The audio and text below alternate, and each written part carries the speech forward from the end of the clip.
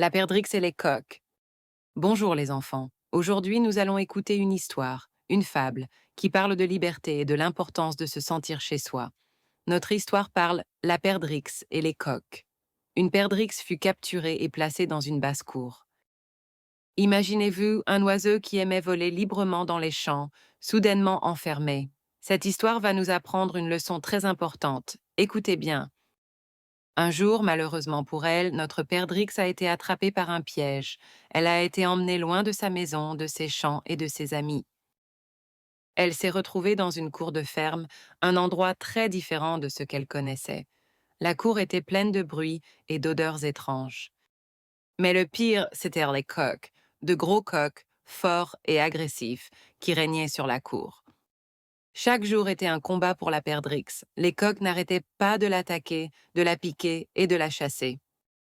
Ils étaient méchants avec elle, la harcelaient sans cesse. La pauvre perdrix ne pouvait jamais se reposer en paix. Elle courait, elle se cachait, mais les coqs la trouvaient toujours.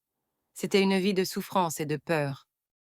Jour après jour, la perdrix devenait de plus en plus fatiguée. Ses plumes étaient abîmées, son corps était couvert de petites blessures.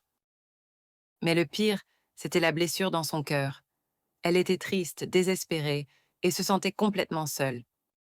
Un jour, elle laissa échapper un soupir de regret et de tristesse.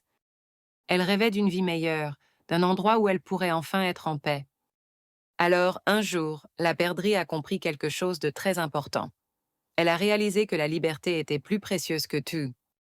Elle a compris qu'il valait mieux affronter les dangers de la nature que de vivre dans cette cour de ferme, constamment tourmentée. La liberté, c'est pouvoir voler où on veut, quand on veut, c'est pouvoir se sentir en sécurité dans son propre espace. Elle a compris que sa maison, même avec ses dangers, était bien meilleure que cette prison dorée. La perdrix avait tellement le mal du pays. Elle rêvait de ses champs, de ses arbres, de ses amis. Elle rêvait de la sécurité de son ancien nid, même s'il y avait des renards qui rôdaient. Elle savait que sa maison n'était pas parfaite, mais c'était sa maison, et c'était là qu'elle voulait être. Alors, les enfants, quelle est la morale de cette histoire? C'est simple. On est parfois mieux chez soi que chez les autres. Se sentir chez soi, c'est se sentir bien, se sentir en sécurité, se sentir aimé. C'est avoir un endroit où l'on appartient.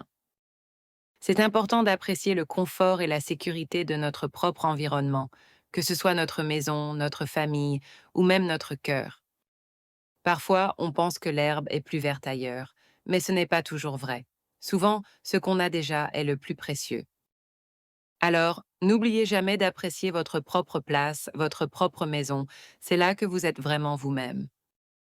Rappelez-vous de la perdrix et de sa leçon. La liberté et le sentiment d'appartenance sont des trésors inestimables.